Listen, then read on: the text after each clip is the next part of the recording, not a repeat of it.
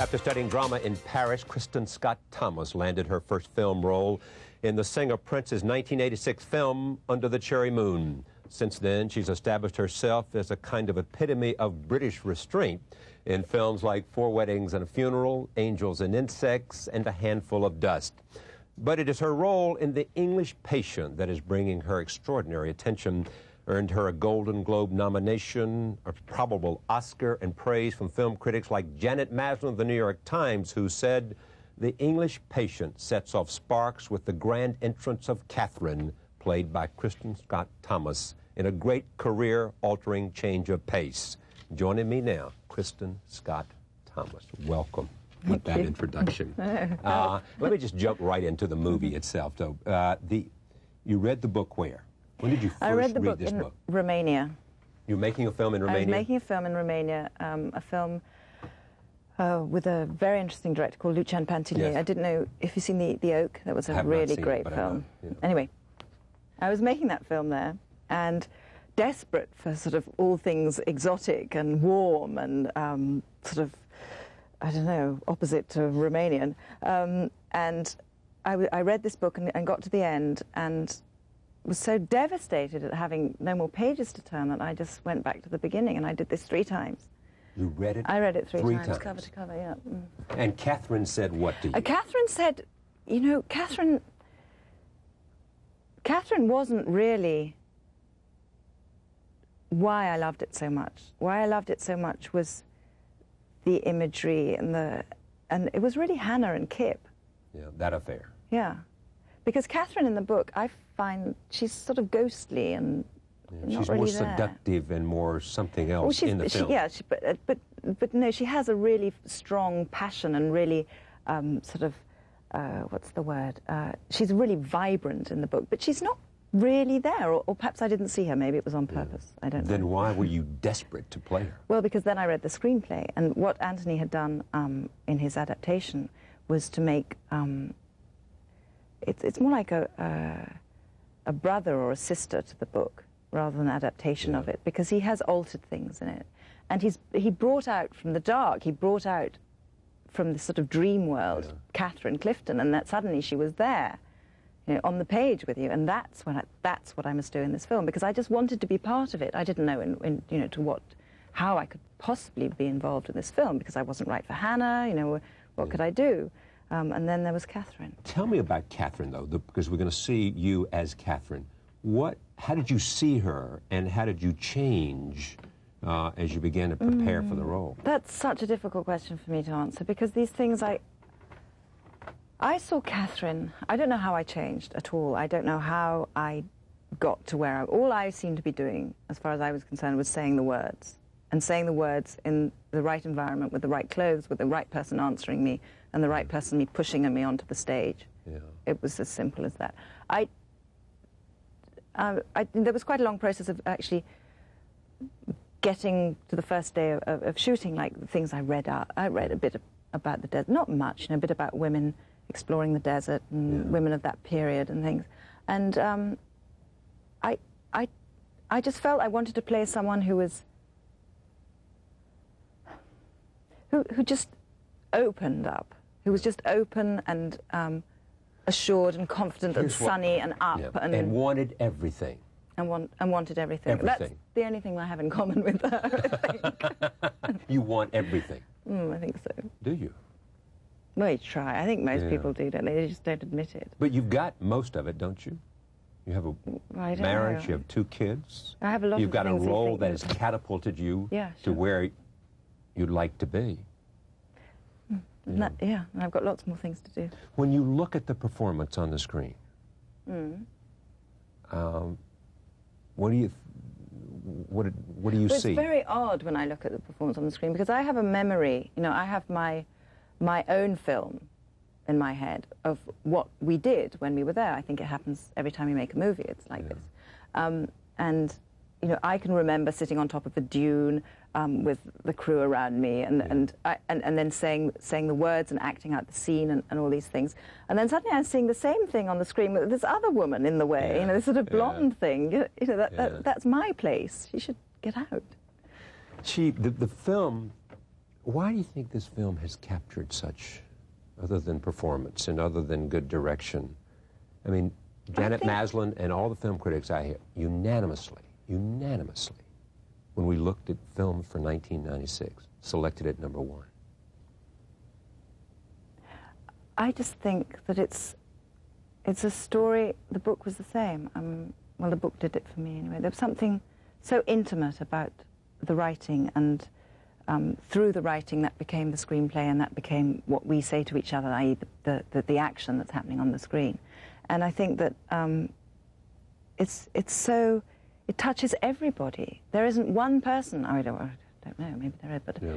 When you go to the film, everybody has different moments in the film where they just think, moment of sort of enlightenment, and that's when, he's like, talking to me, he's talking to me about me and my life. He knows me.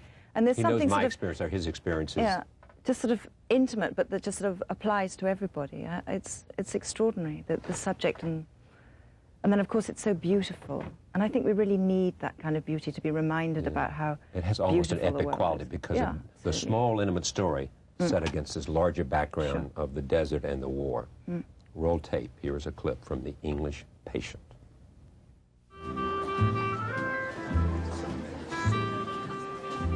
Why did you follow me yesterday? I'm sorry, what? After the market, you followed me to the hotel. I was concerned. A woman in that part of Cairo, a European woman, I felt obliged to. You felt obliged to? As the wife of one of our party. So why follow me? Escort me, by all means, but follow me is predatory, isn't it?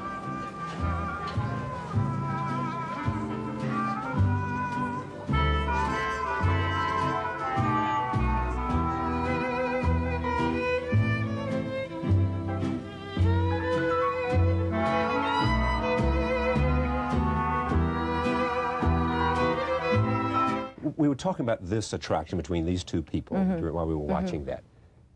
He's attracted to her because what? I think it's because she's the only one who actually dares tease him like that and see through him and see the child that is standing there, this child that's stomping through the desert collecting things to stick in his book.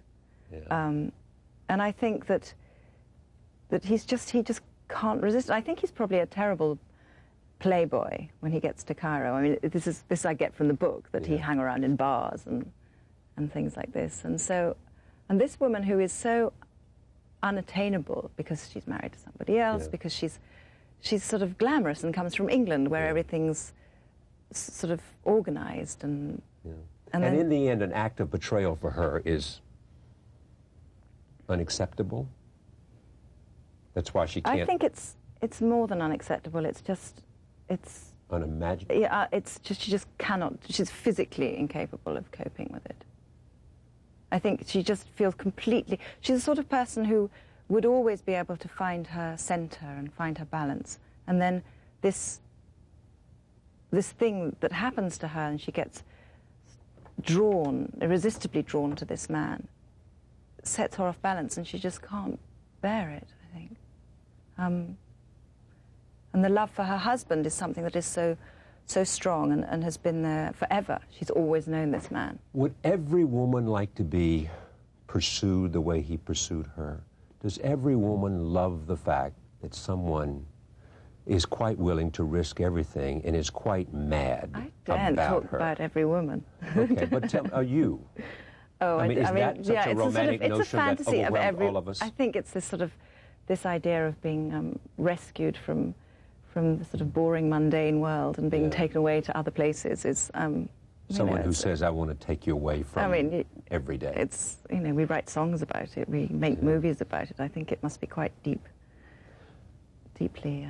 There must have been, I assume, to make these kinds of things work, there has to be some kind of chemistry. I mean, you and Rafe had something. I mean, Definitely. Anthony said that he saw you almost like two thoroughbreds who were quite, as you peeled away layers, there was always more and unrestrained and all of that. I mean, it was like these two people in the end, in terms of the actors he had. I think that the thing that made it work for Rafe and me, and I think for all the other people in the cast as well, is that we were both passionately in love with this story and these characters. and that I so wanted to be Katharine Clifton, and he so wanted to be Almásy, that we were both sort of completely locked into this little... To be meaning what? You mean you wanted to make sure you fully fill the vessel that is them? Exactly, yeah. And that it could be seen to be the end result, that what we were going to give the director and the editor to put together was going to make the characters that we would want to see and want to believe in. Is this a film experience that you'd always dreamed that filmmaking would be about? Yeah, sometimes it's like this. It's been like this a couple of times. Where else? Well, this Romanian film that I made. Well, you spoke some Romanian, I hear? I spoke all Romanian. All Romanian. But learned like a parrot, you know, not not particularly clever.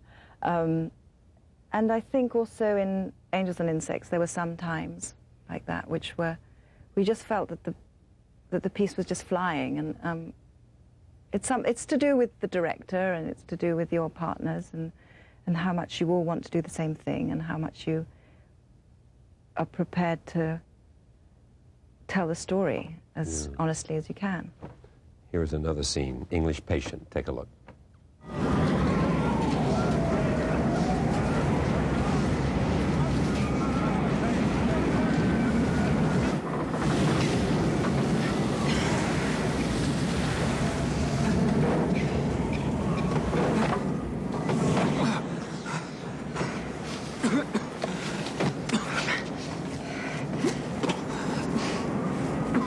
This is not very good, is it?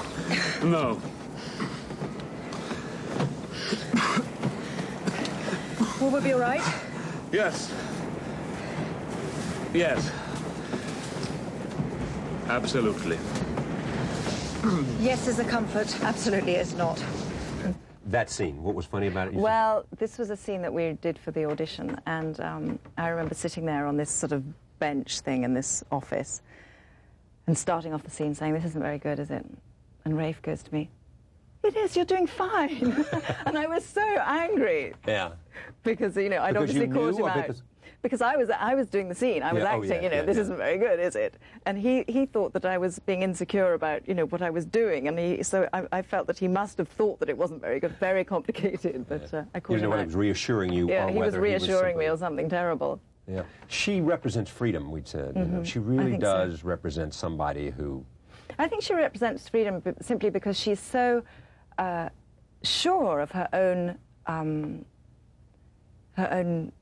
needs and her own, you know, where she is, who she is, that she can just about do anything she likes, because she has this, as I said, this sense of balance. So she'll always come back to center, to foundation. So she can really, I mean, she can really do what she likes and say what she likes, and that's what I love about her. And she assumes she can always come back. There will always be a place for her because she's so something. Because she's so something. I haven't quite found the word yet. All right, roll tape. This is a scene with Ralph. Take a look. So very badly. Well, you don't sew at all. A woman should never learn to sew, and if she can, she shouldn't admit to it.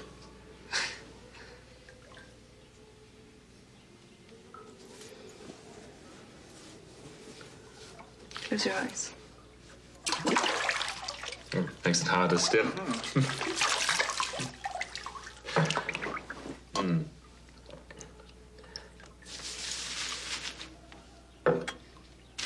When were you most happy?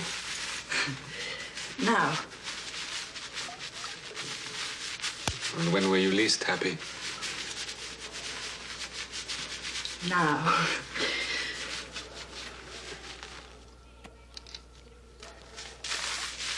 What do you love? What do I love? Say everything. Let's see. Water. Fish in it. And hedgehogs. I love hedgehogs. What else? Marmite. I'm addicted. And baths. But not with other people. Islands. Your handwriting.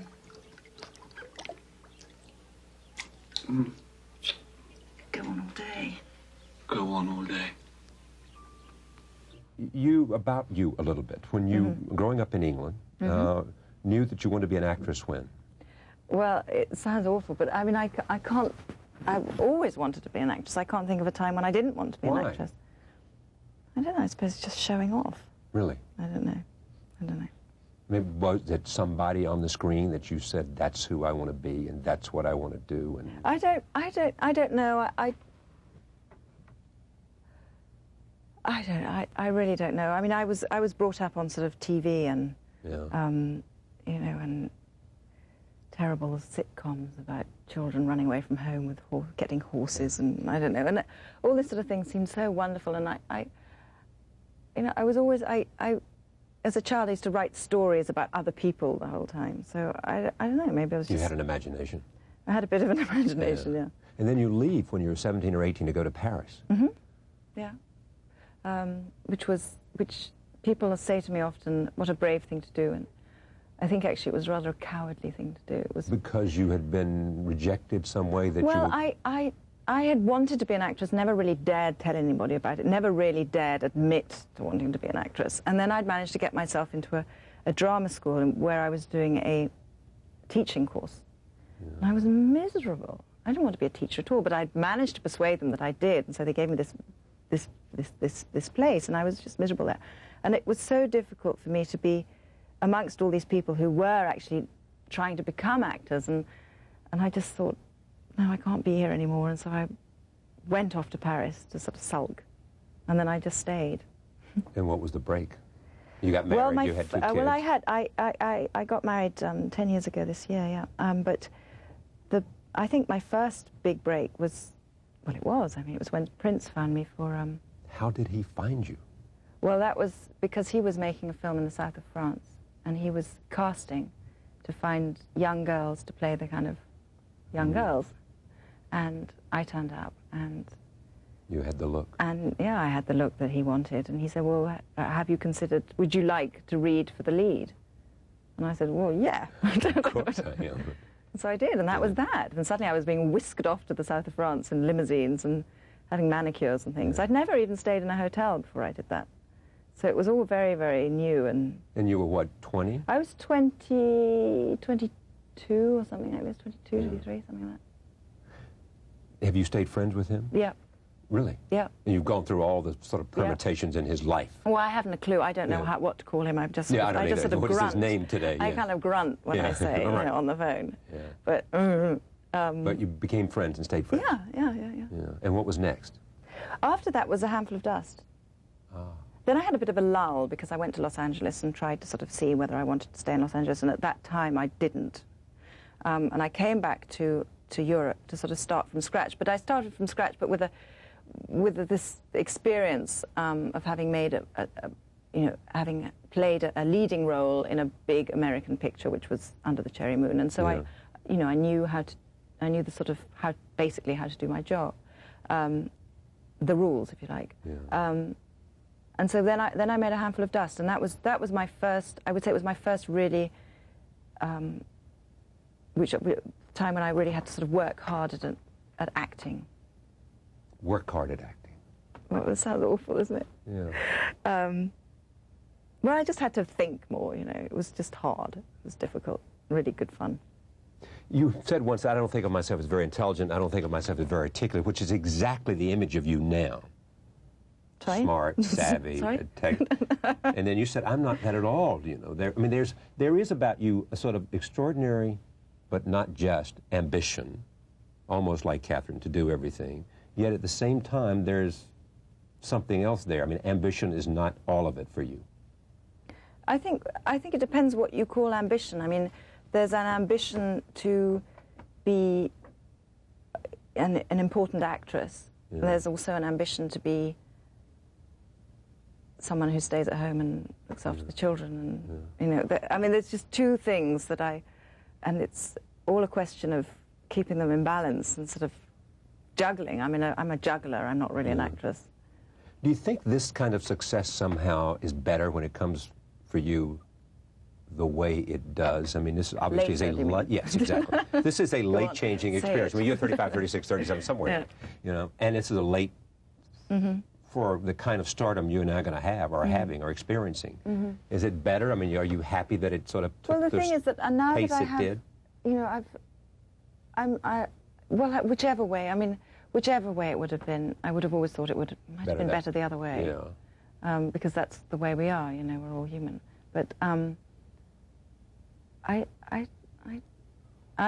thrilled what's happening now. What do the children mean for you in all of this? It's impossible for me to say what my children mean to me. Yeah. They keep a grounding for you as you go through all this. Yeah, well, you could put it like that if you like. Angels and Insects. What did that do? I loved making that picture. I think it was one of the best experiences I've had working on a film, working with the director, very closely with the director, working very closely with the other actors. And we were really a group making that film. And that really gave me the taste of what it's like to work as a group. And that's what we found when we made English Patient as well. Everybody working in the same direction for the same thing. Yeah. It's a really great thing. I loved that character dearly.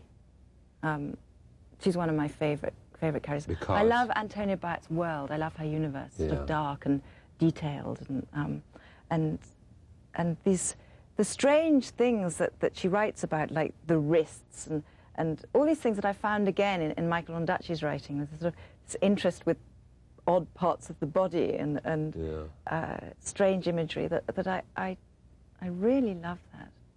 Take a look at Angels and Insects. Here it is. All right. Tell me, since you invite the question, how old are you? I'm 27. I've one life. And 27 years of it have passed, and I intend to begin living. Not in the rainforest, not in the Amazons. The place is very much an inferno. But you will go there. My work is there, Matty. I know how to live that life. I can learn. I'm strong. I'm resourceful. I have not lived softly, contrary to appearances. He'd not heed me once the voyage is over. It's a daydream. No, it is what I will do. Matty, Miss Crompton. Up here, at night, there is no Matty. My name is Matilda.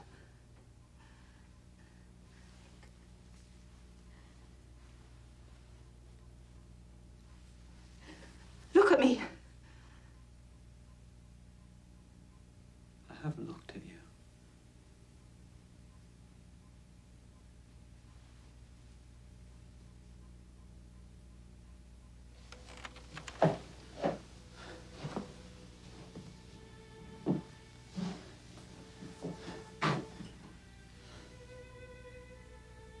I've seen your wrists, Matilda.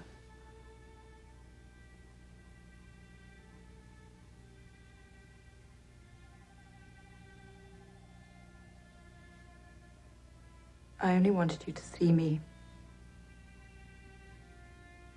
I don't think that was all you wanted.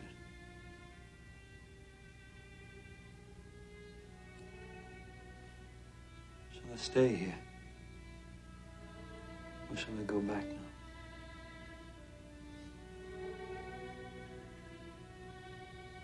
I should like you to stay, but it's not very comfortable here. Tell me about the actor. Mark Rylance. He's a theatre actor, and I think the director is the right title, but I think he's the director of the Globe Theatre in London now. And he might not make another film again? I don't know. I mean, he might take a long time to make another one. I think he found it a very frustrating experience. Because he wasn't in control? No, I think it's because he didn't find that there was enough time, and he's very, very detailed, but he is an extraordinary actor. You have no idea what you would do if you weren't an actor. No idea, because you wanted No, I'm afraid not. It's terribly sad, isn't it?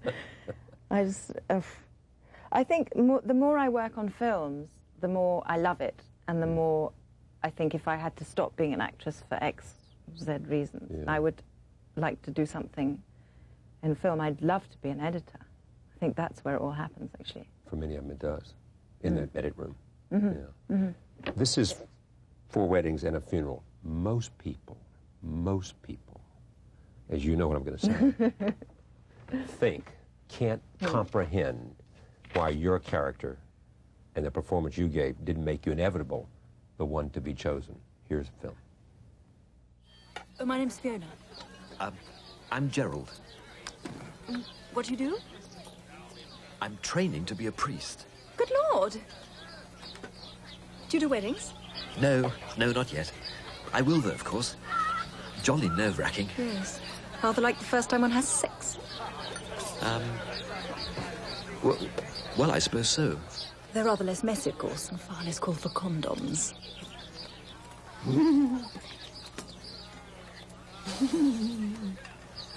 Haven't seen that in a long time. No, I haven't seen that for ages. Yeah. What film have you missed that you very much thought was just perfect for you? A character. It's so funny. It's such a funny question because my answer is that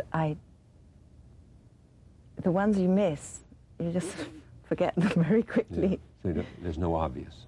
None that spring to mind. I'm sure there will be. Katharine would have been there if you had Katharine. gotten I would have been impossible. I don't know what I would have done if I hadn't been able to play Katharine. I really don't. I think I might have really gone and done something, you know, I would have done a sitcom or something after that, I think, if I hadn't done that. I mean, there's nothing, you know, it would have been completely different. I would have taken a real U-turn if I had lost that part. How does all this sit with you? This notion of everybody saying, Oscar nomination, I hate it. brilliant performance. It's agony. Agony? I mean, it's agony because, I mean, which little girl, actress or whatever, hasn't dreamt of being one day rewarded and you are awarded? now where you always dreamed you wanted to be. Yes, of course, yeah. And it's agony. And it's not agony. It's not agony. It's just the idea of I'm really not the sort of person to sort of say, hey, look, everybody, I'm rather good in this. Would you mind voting for me? I mean, that sort of thing just fills me with horror. And I you know, you just sort of get swept along with it. And at the same, I mean, it's delicious, it's divine, but it's you know, it's very, very, very nerve-wracking. Are you happiest working? I love working. I really love working. I'm happiest with with words somebody else has given me to say and a camera. And a Heaven. camera. Heaven. And the chance to express interpretation. Yes, it's my interpretation of somebody. I don't know what it's worth, you know, I don't know. But it's a great privilege to be able to do what we do. Yeah. It's a great privilege also to have an opportunity to grab a role that you know can change everything. Yes? Yes, but change everything in what? Change everything because it gave you a different, it was like going somewhere where you hadn't been before in terms of very different my performance. acting. Yeah. Absolutely. Yeah. You know, that was extraordinary. no matter how much they appreciated you. Because because to play somebody like Katharine with so much, who is so self-revealing. I mean, who is somebody who... The other characters I played, like Fiona, who you saw in For Weddings, and Matty in Angels and Insects, have all been characters who have been hiding behind things and sort of keeping everything quiet, under wraps, until... Painfully so. D-Day. Yeah. And then at a given moment, they will then reveal all, and their secret, their personality that they've been hiding for so many years will sort of be released. But Katharine is not like that at all. She comes out with everything showing, you know, all guns firing. She's there. Right. And when you know, she comes you like off it the or you don't like plane it. and yeah. And to be able to play that self-confidence and sort of and kind of openness, somehow I had to get to that myself. You know, because you can't go there hiding things. And how did I mean, you get Anthony there? said that I was hiding a lot. I don't know whether I was or not. Anyway. Well, but here's what else you've said, and I got to get out of here, but here's what else you said. You said that somewhere that there was a sense that you had an idea of her in your mind. And when you began to work with Anthony, kind of stripped it away. Let's take this away. And let's take this away too. So that, in the end, it is her beauty and her life force which made her so naked and vulnerable to you. Yes, Anthony wouldn't let me do any of the things that I have been using for, you know, for my characters up until now in my work. He wouldn't let me use any of the shortcuts or the props or the kind of veils. Yeah. He wouldn't let me put anything in inverted commas. He wouldn't let me. Everything had to be just simple, straightforward. Because he wanted to strip it away. Because he said, there's a wonderful quote in which he said what he loved about you. Better be good this time. It was that somehow that there was a laser right to you, who your inner being. That's what you delivered. Well, I don't know about that. You don't know about that? No. Yeah. What's next? Don't know either. You don't know? No. And that's I'm keeping things sort of open because I'm driving everybody mad, I know. I mean, agents, friends, yeah. people who are waiting for you to make a decision. People who are wanting me to... and I just want to go very gently now. Is it important for you now to choose extremely well? It's very important for me to choose extremely well because now I've made this film and it's getting the whatever, you know, people are loving it and it's working very well and it's so good to do that. I can't tell you how many times I've made a picture, for example, my Romanian film, for example, which is a tiny little film, you know. And it's so sad when people don't go and see it. And now, you think it's... because I believed in it, and now I really believed in The English Patient, and it's like we all did, and here is the film that we thought we were making, and it's working, and it's just the most thrilling thing, and I want to do this again. Find another one. Yeah, I want to find another one that I believe in, and then will work. What do you fear the most?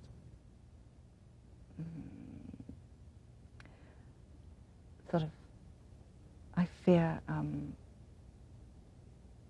I don't know, kind of mediocrity, I think.